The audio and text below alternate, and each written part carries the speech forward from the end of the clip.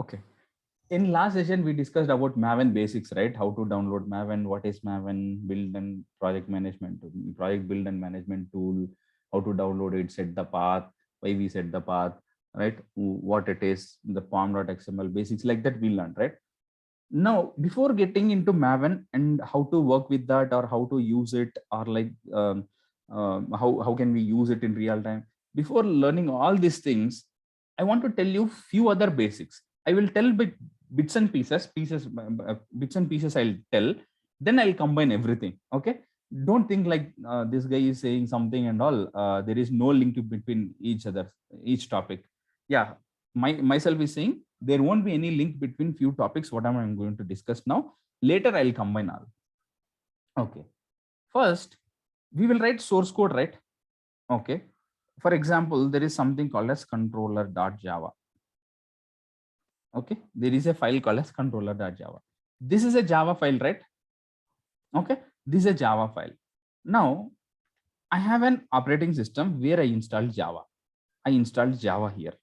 Now, this file has a syntax, means you have written some imports, public class A, some controller public class, some class name controller. In that you have written functions. That Java coding you did it. That is not our headache. You leave it. You have written it.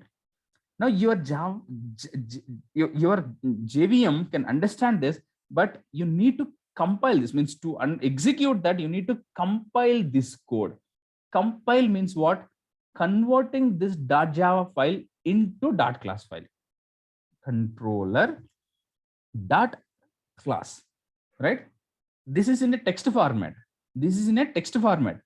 Your JVM, JDK, there is JDK, JVM, you no need of all these things. But for now, you remember, your Java cannot understand this. The syntax it can understand, but what you have written, I have written a program to add two numbers, like to check the climate, I have written, or else like to calculate some interest, like 50,000, 2 rupees interest, how much like that. For that, I have written one Java class. For that, your Java, whatever you have installed, right? It is not the actual thing. For your understanding, if you are a Java developer, you can understand it. But just for your understanding, I'm going in an easy way, but that is internally totally different. But now you understand that JVM, whatever you have installed, right? That cannot understand this. It can understand the syntax, but to run that, to execute that, it cannot understand this Java file. So first what we have to do is we have to convert that .java files into .class files. Only these .class files your Java can understand. Whatever you have installed, right? Java compiler, there is something called as whatever Java we installed, right, yesterday. So that will have JDK, JRE, compiler, so many things, interpreter, like that. There will be so many things. There will be one thing called as compiler. So it will convert the Java .class files, .java files into .class files. Okay. So if there are 10 .java files, it will convert with the same name, .java to .class, it will convert. So why we need these .class files is for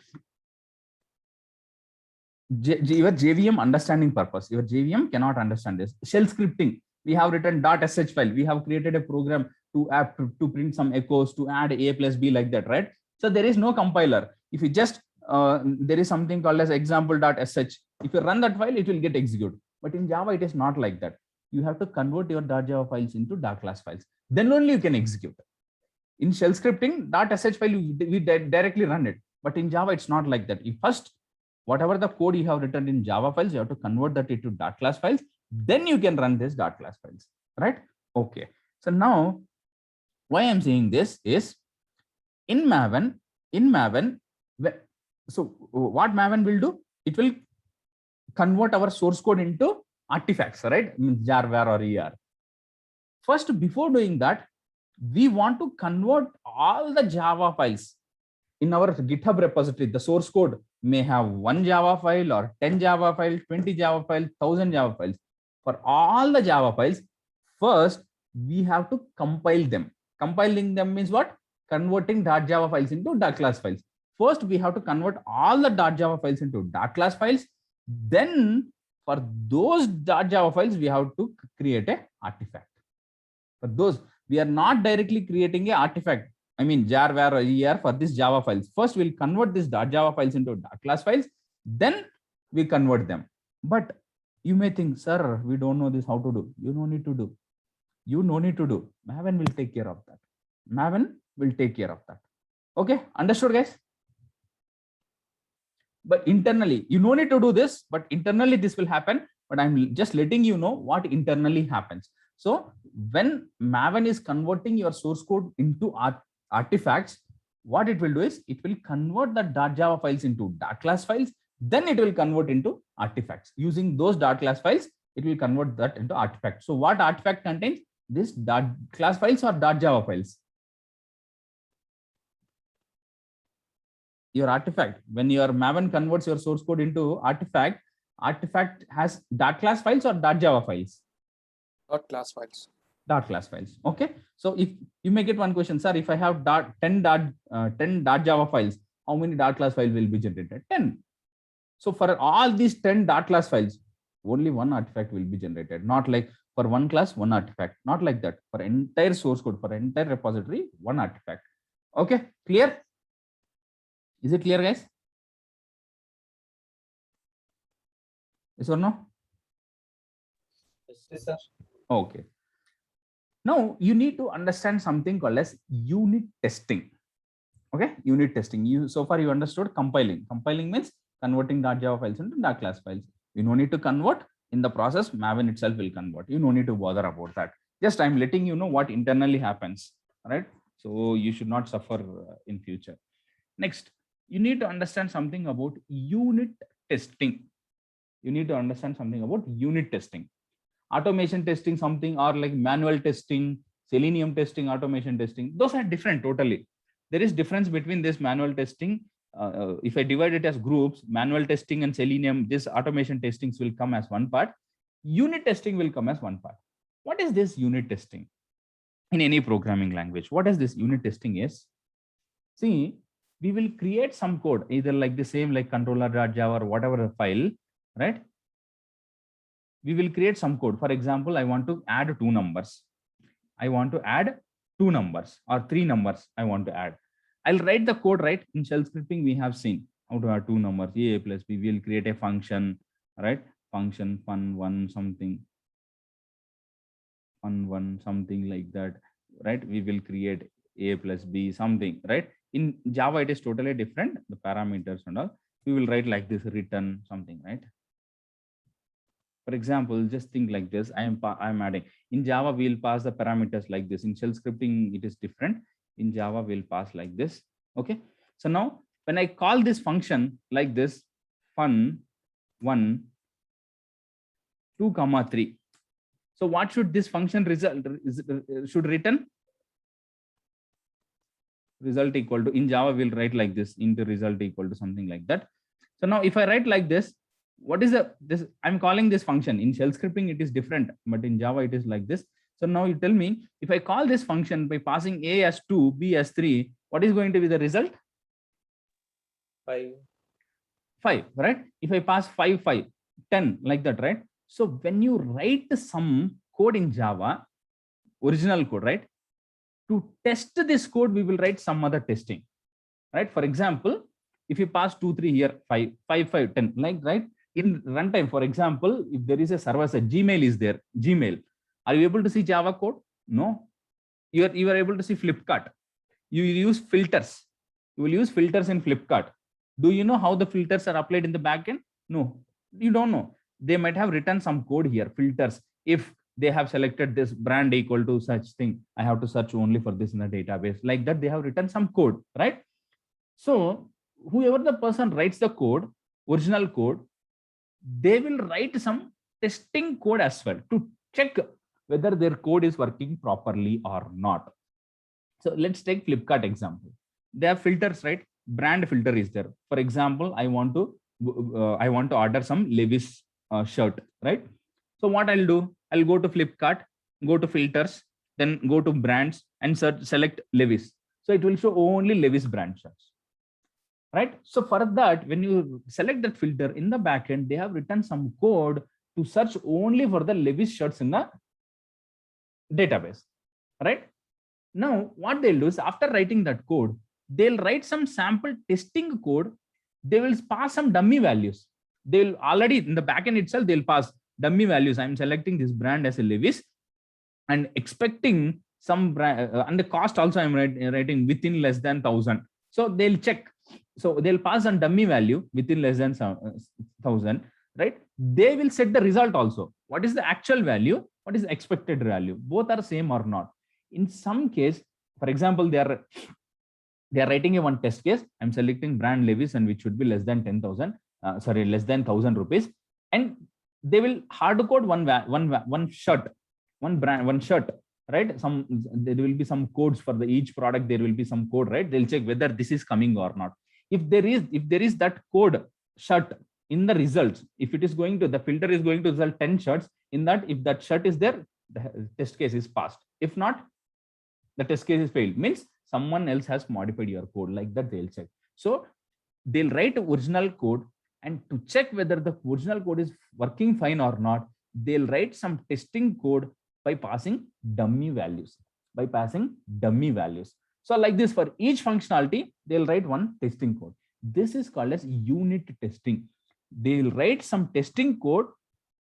They'll write some testing code itself to check whether their original code is working fine or not. So for that, they use some tools like JUnit. For Java, we use JUnit. For JavaScript and all, there is Jasmine, Karma. There are so many tools for JavaScript and all. We don't bother about that. Only for Java, we use JUnit. Understood, guys? What is JUnit or else unit? JUnit is one of the tool. Unit testing. The process is called as unit testing. To do unit testing, we can use any tools, but in Java, the famous tool is JUnit. So you understood what is meant by unit testing? Yes, sir. Yes, sir. Yes, So there will be one original code. To test whether the original code is functioning fine or not, they'll write like this. For example, this is the original code. For this, I wrote a test case. So here I'll write if. I'm passing dummy values, right? This is my testing code. I'll write like this. If result equal to 5, then it is pass. Then pass, else fail. Like this, something. Not like this. I'm just writing it here. I'll write like this. So now I wrote like this. Now today I ran this, the test case, I ran it. Okay, this is passed. Tomorrow, without letting me, some other person came here. Instead of my plus, he changed it to minus. Now when I run my test case, it will check 2 plus 3. The result should be, I hard coded here. The result should be 5. Then if result equal to 5, then pass, else fail. So now the result is not matching. So it will fail. Now I can come to know that someone else has modified my code. So like this, we write the unit test cases. Understood, guys? Yes, sir. Okay. So this is called as unit testing. So two things you learn now: compilation and test cases. Now what they'll do is, wherever you have this original code, right, there in the same Java file, they'll not write the test cases. What they'll do is, they will create some other file, controller test.java. So if this function, if this class, right, with the same name, just add as test.java. So this is the original file. Wherever it has test, this is the test class for this file. So for this also we'll generate dot class files. For this also we'll generate dot class file. Whatever it is, either a test class or a normal class. If it has Java extension, when we compile, a dot class file will be generated for this. Understood, guys? Yes, sir. Okay. Now, so you understood compilation and you understood unit testing. Okay. Next, we'll come to this. You remember this. Okay. You remember these two topics. I'll come back to this later once again. Now, yesterday I said about something called as pom.xml. Yesterday I said something about pom.xml. What is the abbreviation of POM? POM means project object model. Okay, fine. Project object model. Fine. Now, if I have 10 projects, means 10 repositories, how many pom.xmls I'm going to have? In my GitHub, I'm going to have 10 Maven projects. So how many pom.xmls I need to create? So for each project, one. Yeah, exactly. For each project, one pom.xml, right? So you can tell, right, if any project, if there is no pom.xml, it means it is not a Maven project. You can blindly tell if any project, if there is no pom.xml in the project, it means it is not a Maven project. Okay. Next, what is the extension of this .xml? .xml. Now let me tell something about XML. Right? XML is one of the format. You all might have seen Excel, right? Excel, CSV file. So which will have rows and columns, Excel sheet, right? You all know that. Okay. That is one format. Here, XML is also one format. XML is a file which is in a different format. What is that? Is the file extension should be XML. Any whatever it is, if it is XML file, the extension should be XML. If I open the file, the file should be like this. Something. Project.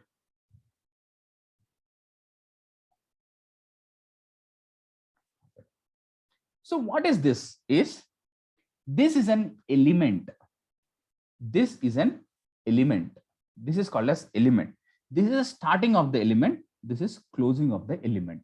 So how can you say this is the starting element and closing element is? See, this project is the element. You can give any name. It doesn't mean that it should be a project only. You can write here ABC. You can write your name, whatever it is. It is starting of the element. And for the same name, if you write this /, it is nothing but a closing of the element. Understood? Understood, guys? Yes, We sir. have seen in shell scripting comments, we have seen, right? It should start with like this comment name, and with the same name, it should end like that. We have seen comments, right? You all observed comments. Same like this here, the element should be like this, greater than, less than and greater than symbols. Within that, a name should be there.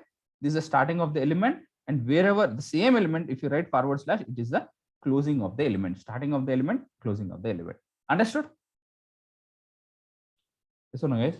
Yes. And in one XML file, there should be only one root element. Root element is also called as parent element. In one XML file, we can have only one root element. So what is the mean by that root element is? See, inside your pom.xml, you can write multiple elements.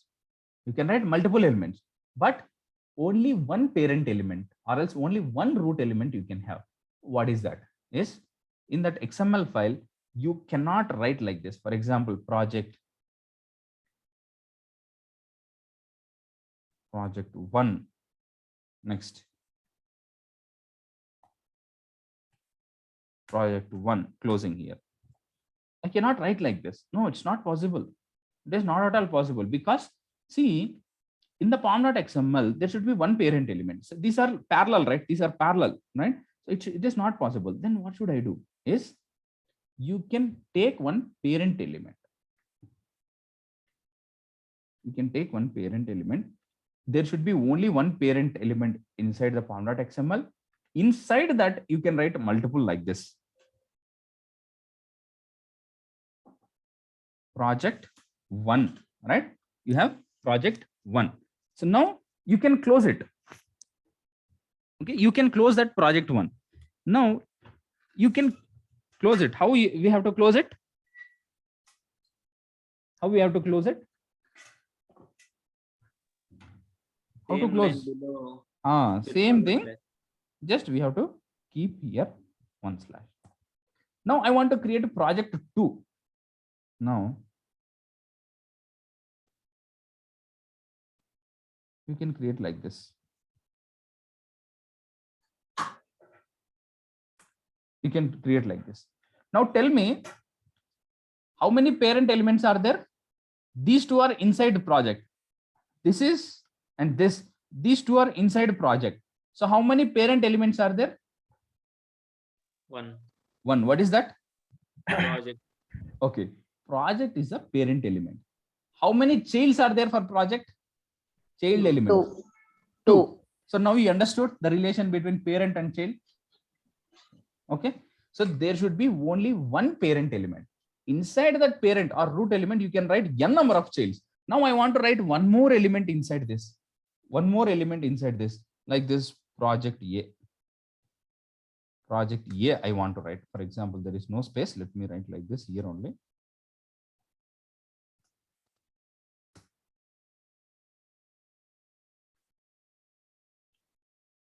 Now tell me, who is the parent of project A element?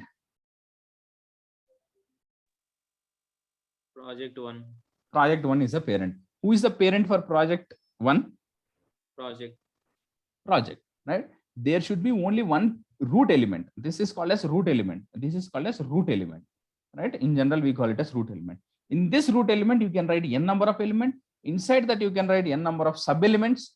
These are called as child elements or sub elements. But finally, overall, there should be only one root element. You all understood? Yes, sir. Okay. And inside this elements, for example, you may get one question, sir, what is the use of this? You are writing like this. You can pass some values. You can pass some values like this, A, B, C. What is the meaning? Why we can pass like this and all? We'll see later.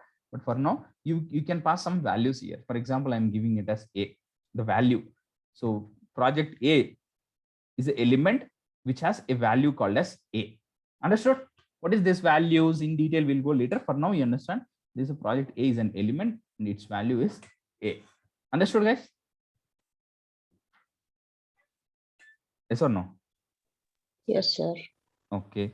Next, you can write attributes. So how to write attributes? Let me show you. How to write attributes also I'll show you. For example, this is the element. I'm not going to close it. What I'll do is I'll write something. Oh. Outside this.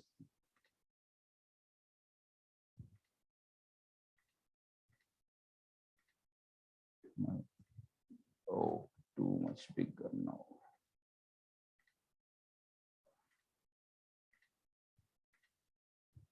For example, here batch equal to something, batch 22, something like that. So you can write it and then you can end it. So this is an attribute. This is an attribute. So inside the element, this is the element name. This is the element.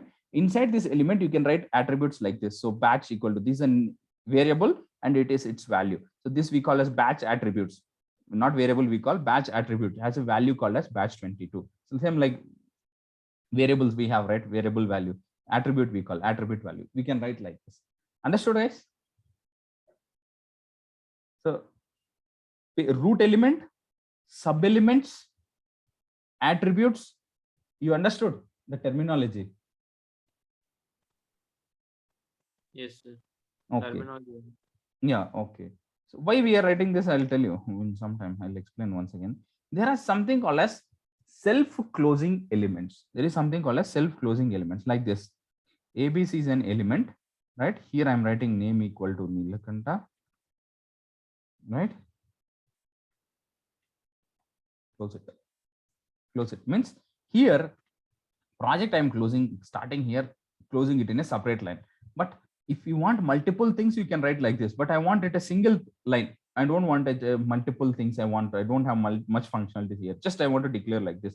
You can start it and close it here in the same line. These are called as self-closing elements.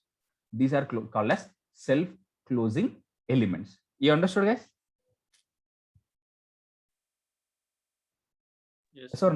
Okay. And one thing you have to remember, for this elements, we are going to pass values. We can pass these values. So you can consider, for better understanding, you can consider this as a variable, project 2 is a variable, and its value is Nilakanta. Like that, you can consider for now. I'll explain in detail for now, in detail later. So have you understood what is XML syntax, how we write XML, how we write a XML? XML should have only one root element. Inside that, we can have n number of sub elements. Those sub elements can again have sub elements, right? For elements, we can write either for root element or sub elements. We can write attributes, and these elements will have some values. Okay, you understood this?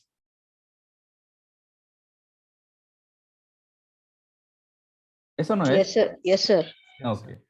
Now, if I want to write my own XML file, I can write however I want. I can write a project one attribute batch equal to batch 23, like that. I can write however I like. However, I like. But Maven is saying, what Maven is saying is, you write XML, pom.xml, but not however you like. Maven has its own ways. So the Maven says the root element name should be project only. You cannot write your name here. You cannot write your name here. The root element name should be project only. And the sub elements, you cannot write however you wish. However you wish. So it has some specific names, right? So there is something called as, you have to write like that only. It says the sub elements, attributes. So there is a list. You can use only this list. Elements, it is giving like 10 or 20 elements. Only those you can use inside that. You're getting my point. If it's a custom, your own XML file, you can write it. But Maven, for Maven project, Maven cannot understand. If you write your name here, Maven cannot understand. Every element, if you write for each project, you need a pom.xml file. In the pom.xml file, you are going to write elements. So that element names and attributes or values cannot be, values can be anything, but these elements, sub elements, attributes cannot be your names or whatever you wish. Maven will have a list of things. You can use only those things. So when you are writing a pom.xml, how can Maven knows that this is my XML file? If you write your ABC, it will throw error. How can it throw error? Is there is something called as, at the starting of the pom.xml, we'll write something called as not schema, namespace, XML namespace that we call as I'm not knowing the name, I forgot it. Schema. For now, you remember it. Schema will define that. So for each program, for example, I'm writing a XML file for Maven. So that Maven will have one schema. If you write that, so whatever the elements you are writing here, that schema will understand whether this element name belongs to Maven or not. If it is not that, it will throw error like that. Understood, guys? Yes or no? See, your phone, you want to use it in English language. You'll go to language settings and select as English. So now it will display everything in English, and whatever you type, it can understand English. Yes or no? Yes, sir. But I'll go to language settings and change it to Telugu. From now onwards, how can it will show everything? Whatever you type, it will show in Telugu. Whatever you it will display, it will show in Telugu. Yes or no? Sir. So that this schema is nothing but like a setting. You are selecting this, whatever you are going to write here, that is belong to Maven. If Ant will have its own schema. So if you paste that Maven schema, Ant related schema in the XML file, so whatever you write that here, so Ant will have its own attributes, its own elements. So whatever you write related to Ant, it can understand that. But if you write something else, it cannot understand that. You understood, guys? So no. Yes, sir. Okay. So now this is a basic about XML, right? XML syntax I explained. Okay, we'll come back to this later. Next topic I want to explain something is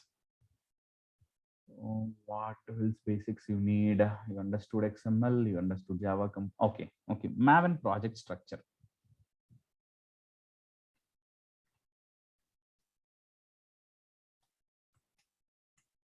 Maven project structure. Do you remember or not? In last session, I said Maven project, if it is a Maven project, it can have, it cannot have custom structure. Means Maven will tell you follow this project structure only. You cannot create like this. So before going to this structure and all, let me explain few things about Ant, not complete differences, like few differences I'll tell about Maven. Have you heard about core Java, Spring, advanced Java like that? No, sir. Yes, sir.